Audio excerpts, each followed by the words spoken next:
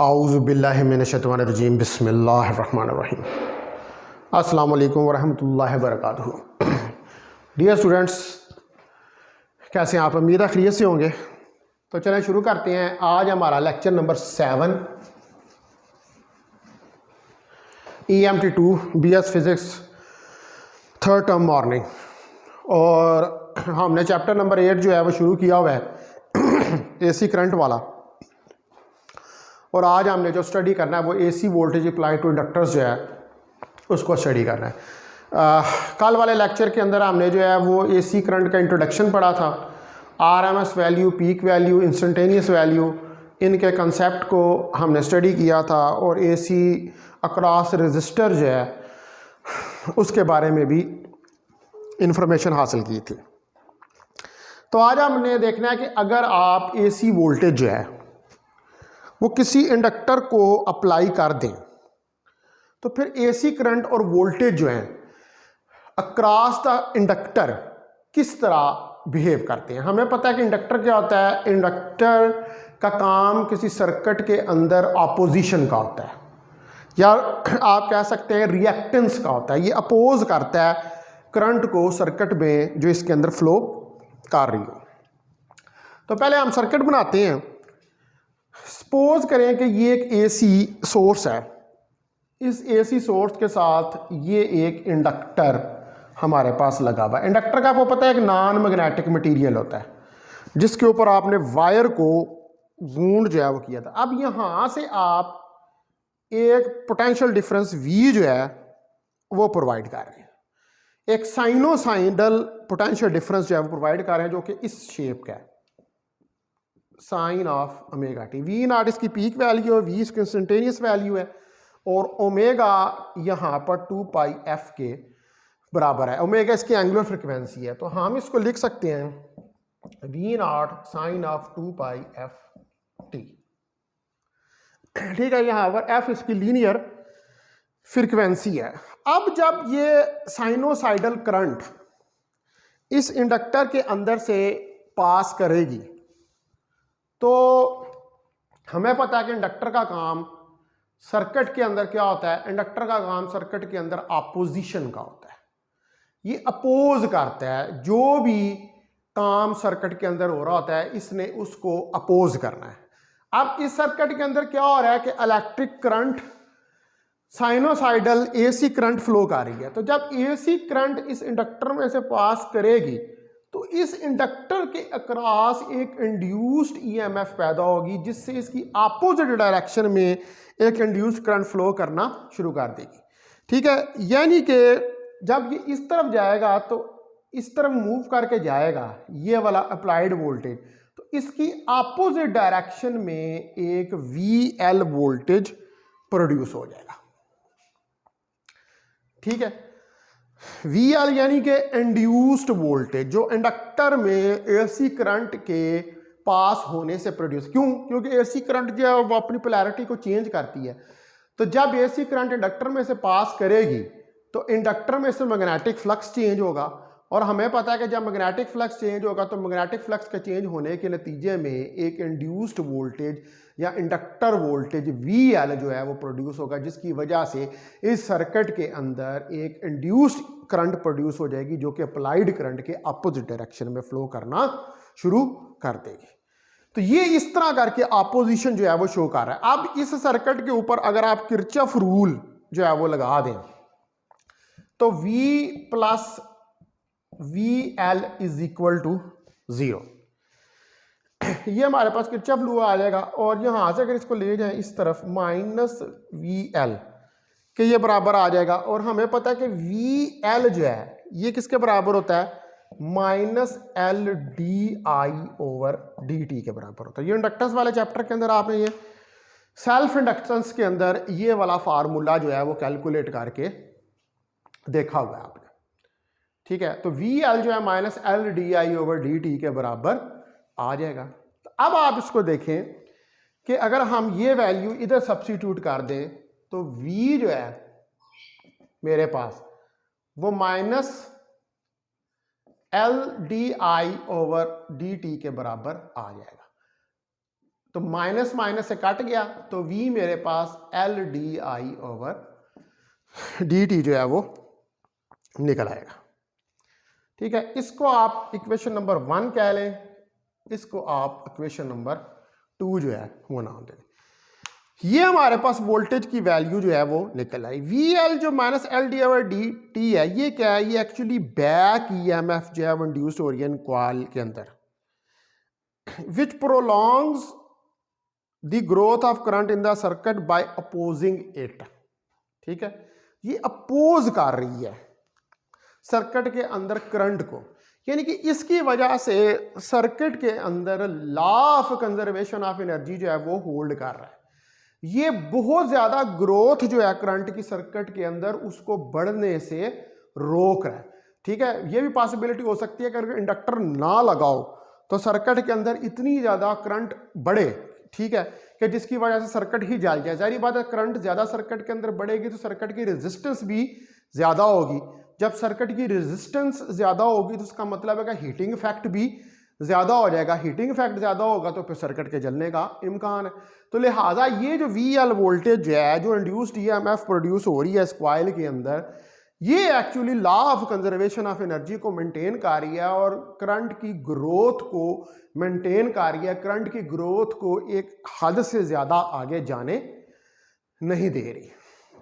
ठीक है स्टूडेंट्स, तो अब आप देखें कि अगर हम ये इक्वेशन 1 और 2 जो है इसको कंपेयर कर लें। ठीक है,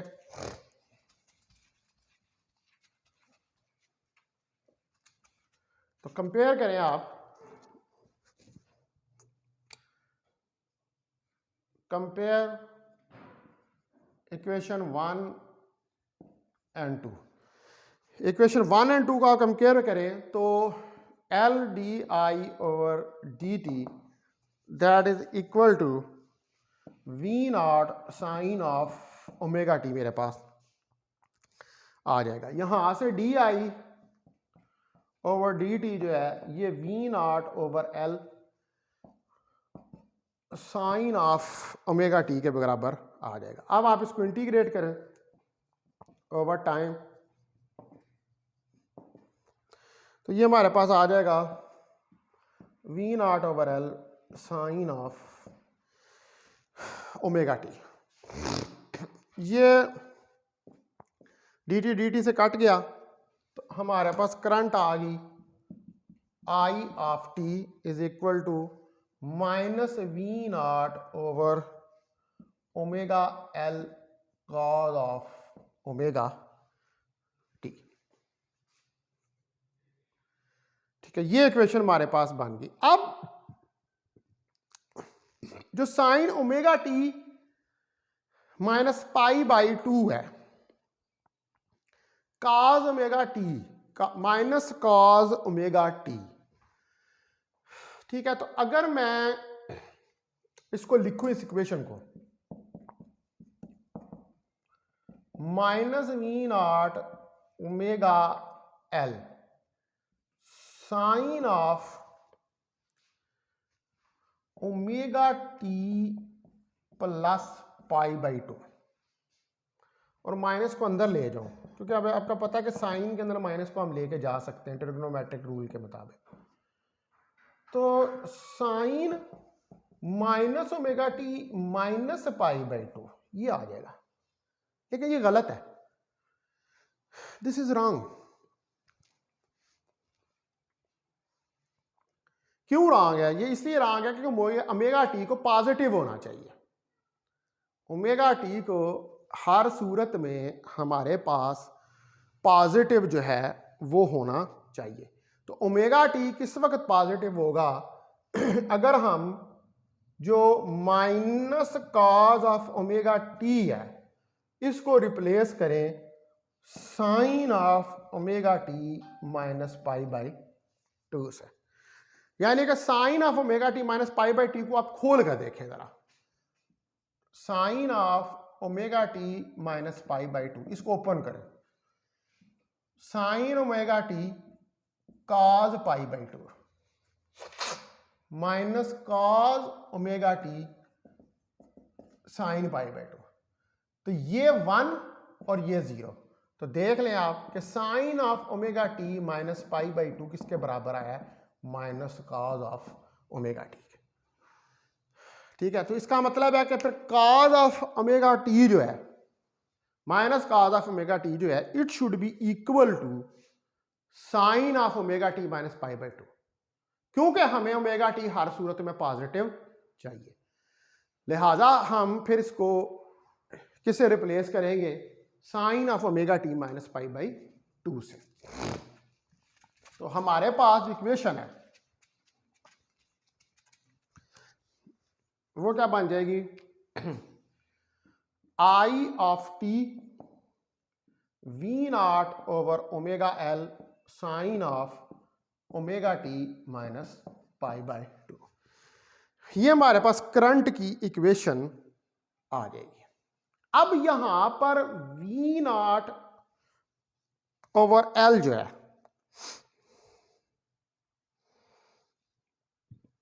ये हमारे पास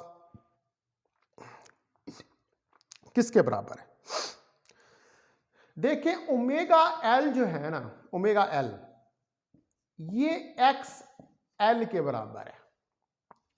ठीक है, reactance of the inductive circuit, ये इंडक्टिव सर्किट जो है ये उसकी रिएक्टेंस है। रिएक्टेंस क्या होती है, ऑपोजिशन, जिसको आम लफ्जों में हम रेजिस्टेंस का नाम भी देते हैं। ठीक है, आम लफ्जों में जिसको हम रेजिस्टेंस, ये इंडक्टर की रिएक्टेंस है, इंडक्टर की ऑपोजिशन है जो कि ओमेगा एल के बराबर है। एल क्या इंडक्टेंस है, ठीक है जी, एल इंडक्टेंस है और ओमेगा जो है ये एंगुलर फ्रीक्वेंसी है। ठीक है, तो what is this, this is the reactance. तो इसका मतलब है कि I of T that is equal to V naught over X L sine of omega T minus pi by to.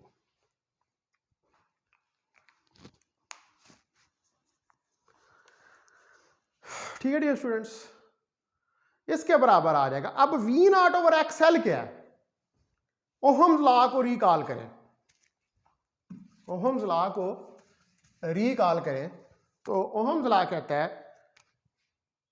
कि V not is equal to I naught R, यही है ohm law. तो यहां पर आर रिप्लेस हो रहा है X L से, रिएक्टेंस ऑफ इंडक्टर से, तो V naught I naught X L, और आई नॉट यहां से निकलेगा V naught over X L. इसका मतलब है कि V naught over X L I naught के बराबर है maximum current, I naught sine of omega T minus pi by two. ये चीज हमारे पास निकल आई। तो आई नॉट क्या है, पीक वैल्यू है या एम्पलीट्यूड है अल्टरनेटिंग करंट का। ठीक है, आई नॉट क्या है, पीक वैल्यू है और max amplitude of AC current, यानी कि एसी करंट की आई नॉट जो है इस इंडक्टिव सर्किट के अंदर पीक वैल्यू है, पीक, ठीक है, या मैक्सिमम एम्पलीट्यूड की वैल्यू है। तो ये हमारे पास करंट की जो इक्वेशन वो निकल आई। अब आप देखें कि जो हमारे पास एसी सोर्स है, अगर आप देखें तो यहां पर जो फ्रीक्वेंसी है एसी सोर्स की वो डायरेक्टली डिपेंड कर रही है वैल्यू ऑफ इंडक्टेंस के ऊपर। ठीक है, देखें ना, ये x L omega L inductance की वैल्यू के ऊपर ये डिपेंड कर रही है, और हम इंडक्टेंस की ये जो रिएक्टेंस है इसको ओहम में डिस्क्राइब करते हैं। अभी हमने जब ये कैलकुलेशन की है सारी, तो इस कैलकुलेशन के अंदर हमने कांस्टेंट ऑफ इंटीग्रेशन जो है उसको इनडेफिनेट इंटीग्रल के अंदर जो है वो क्या किया, उसको निगलेक्ट कर दिया है। हमने ये प्लीज यहाँ पर लिया है, या हमने ये कंसेप्ट यहाँ पर यूज़ किया है कि जो पीरियोडिक फंक्शंस हैं वो इंटीग्रेट हो जाते हैं ज़ीरो को ओवर ए पीरियड, ठीक है। तो हमने जो कांस्टेंट ऑफ इंटीग्रेशन है उसको भी फिर ज़ीरो के बराबर ले लिया, क्योंकि ये पीरियोडिक बिहेवियर है। तो पीरियोडिक बिहेवियर में ओवर ए साइकिल हमारे पास वैल्यू जो है वो ज़ीरो के बराबर आती है। तो इसलिए फिर हमने वो, चूंकि वैल्यू ज़ीरो के बराबर आती है, तो हमने पीरियोडिक होने की वजह से वो जो कांस्टेंट ऑफ इंटीग्रेशन है उसको भी हमने ज़ीरो के बराबर ले लिया। वो कांस्टेंट ऑफ इंटीग्रेशन जो है इनडेफिनिट इंटीग्रल के अंदर हमने उसको इंक्लूड नहीं किया। अब आप अगर देखें तो कि हमारे पास जो इक्वेशन 1 और 3 हैं, ठीक है, इक्वेशन 1 और 3,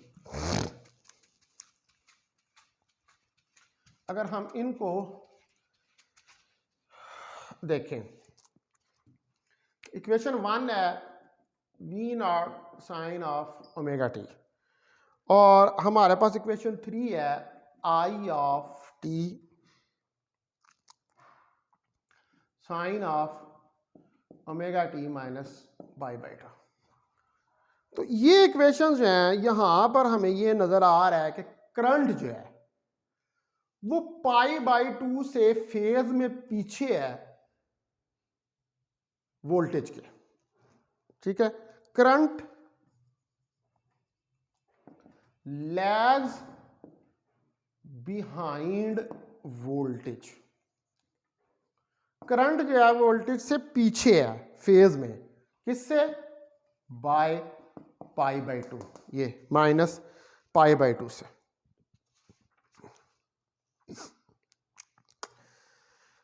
तो इसका मतलब है कि अगर हम इसका ग्राफ प्लॉट करें तो ग्राफ आप देखेंगे टी या थीटा और वी और आई के दरमियान जो होगा, ये देखें आप, ये हमारे पास अगर वोल्टेज है तो करंट फिर इससे पीछे है 90 डिग्री से। ये हमारे पास करंट जो है वो लैग कर रही है 90 डिग्री से, ठीक है। यानी कि जो वोल्टेज और करंट है, यानी कि जब अल्टरनेटिंग करंट पास करती है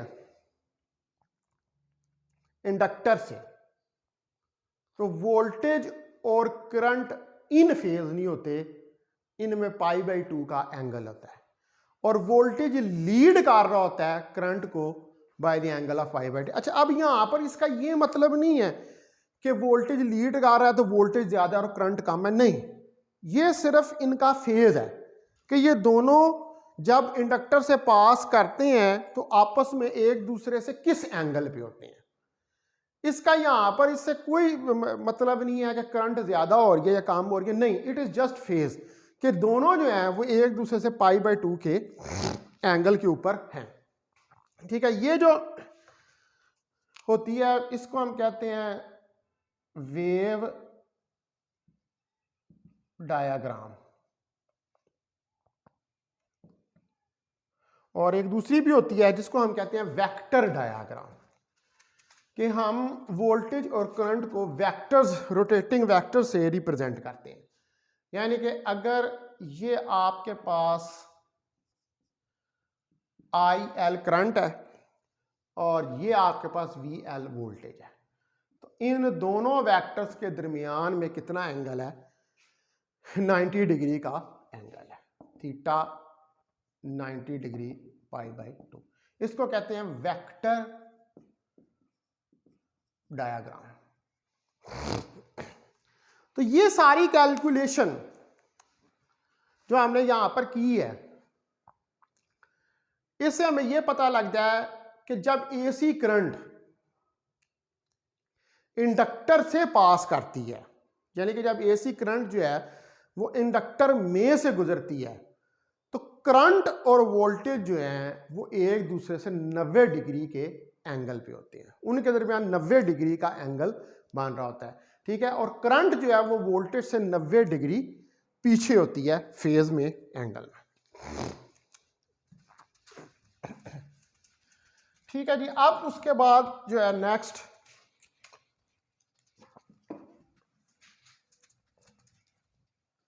हम देखते हैं AC voltage apply two capacitors.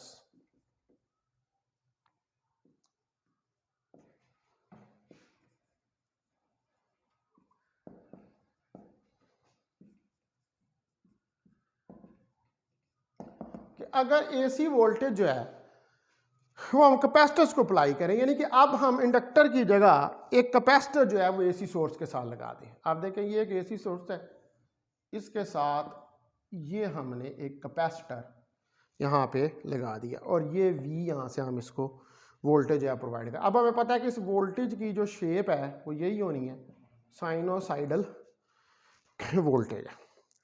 तो जो चार्ज क्यू टी यहाँ पर डेवलप हो रहा है इस कैपेसिटर के अक्रॉस, वो चार्ज जो टाइम पे डिपेंड कर रहा है वो कितना है, वो सी वी के बराबर होगा,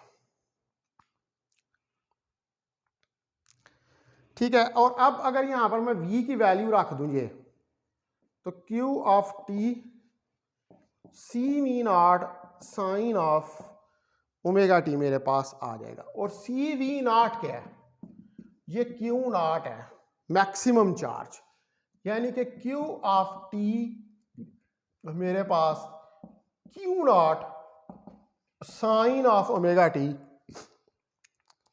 इक्वेशन जो है वो आ जाएगी। इसको आप क्या लें, ये इक्वेशन नंबर 1 है, ठीक है, और ये 2 है और इसको 3 कह लें। तो अब ये इक्वेशन भी क्या रिप्रेजेंट कर रही है, ये साइनोसाइडल चार्ज को रिप्रेजेंट कर रही है। तो हमने अब चूंकि करंट निकालनी है, तो करंट निकालने के लिए हमें चार्ज का पता होना चाहिए, लिहाजा आप देखें कि आई जो है वो D Q of T over D T के बराबर होती है। तो इधर वैल्यू रखें D over D T into Q naught sine of omega T, ये हमारे पास आ जाएगा।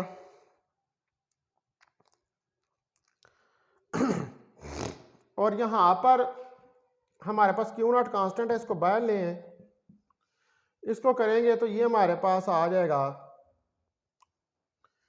इसको डिफरेंशिएट करेंगे तो हमारे पास आएगा omega cos of omega T.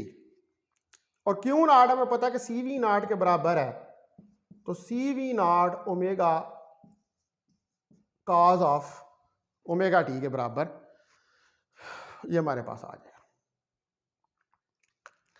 ठीक है। इसको हम यूं भी राइट डाउन कर सकते हैं कि I is equal to I of T, ये भी आई ऑफ टी कह लें इसको क्योंकि ये फंक्शन ऑफ टाइम है, आई ऑफ टी,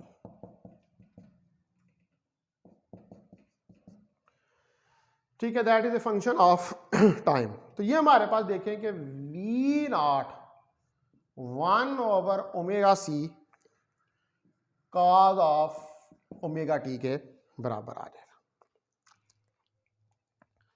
अब 1 over omega C X C के बराबर होता है reactance of capacitor, reactance of a capacitor. ये कैपेसिटर की रिएक्टेंस होती है किसी एसी सर्किट में, यानी कि जिस सर्किट में आपने एसी सर्किट में कैपेसिटर लगाया हो, तो वो कैपेसिटर जो है इतनी एक्स सी रिएक्टेंस जो है उसको शो करता है, इतनी रेजिस्टेंस जो है वो सर्किट के अंदर ऑफर करता है। तो इसका मतलब है कि हमारे पास आई ऑफ टी बराबर आ गई V naught over X C cos of omega T के। अब काज ऑफ ओमेगा टी को क्या होना चाहिए? अगर मैं इसको रिप्लेस करूं sine of omega T plus pi by 2 से, तो आप देखें अगर sine omega T plus pi by 2, sine omega T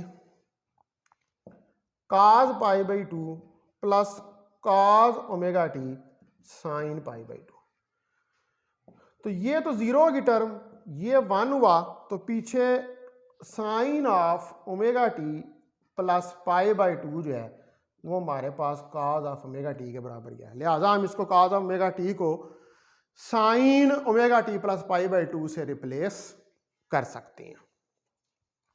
therefore हम ये कह सकते हैं कि आई ऑफ टी हमारे पास जो है V naught over X C sine of omega T plus pi by 2 जो है इसके बराबर।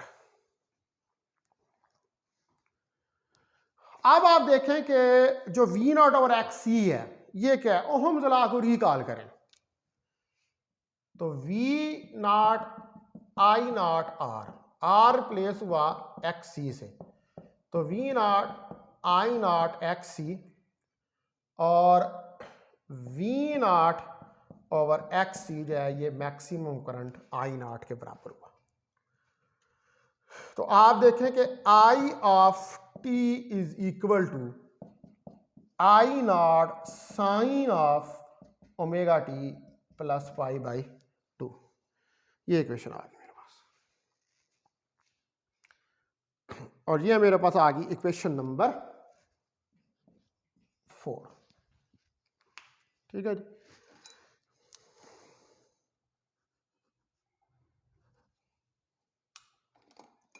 This is equation number 4। अब आप इक्वेशन नंबर 1 और 4 इसको जरा आपस में कंपेयर करके देखें तो आप देखेंगे कि पाई बाई 2 का एंगल बन रहा है वोल्टेज और करंट के दरमियान, और यहां पर करंट जो है वो पाई बाई 2 के एंगल से लीड कर रही है वोल्टेज को। कैपेसिटर के केस में current is leading in case of capacitor I of t leading V by an angle of pi by 2 lead कर रही है, आगे जा रही है। ये इसका ये मतलब नहीं कि करंट ज्यादा हो रही है, इसका मतलब ये है कि करंट जो है और जो वोल्टेज है कैपेसिटर में उसमें पाई बाई 2 का एंगल बन रहा है, वोल्टेज जो है वो पाई बाई 2 से पीछे है और करंट जो है वो पाई बाई 2 से आगे है। तो अब अगर इसका ग्राफ प्लॉट करें टी और थीटा के लिहाज से, और इस तरफ आप ले लें आई और वी, तो ये मेरे पास कुछ इस तरह का ग्राफ यहां से आएगा। ठीक है, यहां पर ये देखें 90 डिग्री का फेज डिफरेंस जो है वो आ रहा है।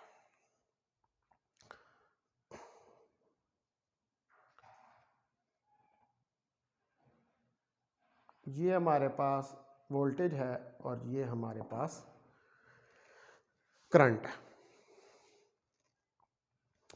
ठीक है डियर स्टूडेंट्स, तो इनमें 90 डिग्री का हमारे पास जो है वो एंगल बन रहा है।